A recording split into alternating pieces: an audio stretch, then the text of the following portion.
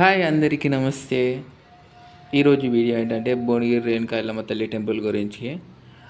మీరు హైదరాబాద్ నుంచి వచ్చే వారికి అయితే 40 కిలోమీటర్స్ ఉంటుంది. వరంగల్ నుంచి వచ్చే వారికి 80 కిలోమీటర్స్ ఉంటుంది. ఇక్కడ స్వయంభుగా వెలిసిన రేణుకా ఎల్లమ్మ తల్లి టెంపుల్.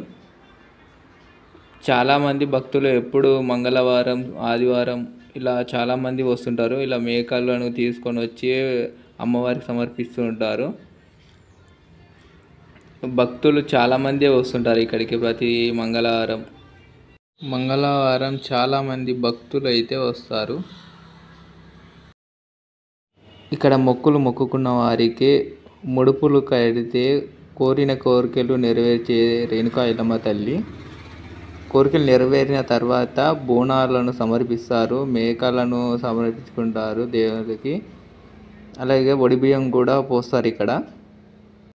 ఒకప్పుడు గొల్ల కాపరులు గొర్రెలు మేపుకుంటూ ఇక్కడ ఉండేవారు. అందులో ఒక అతనికి కలలో పాము కనిపించి, నేను ఇక్కడ వెలిసాను, నాకు గుడి కట్టించి పూజలు చేయమని కలలో అతనికి చెప్పింది రేణుకా ఎల్లమ్మ తల్లి.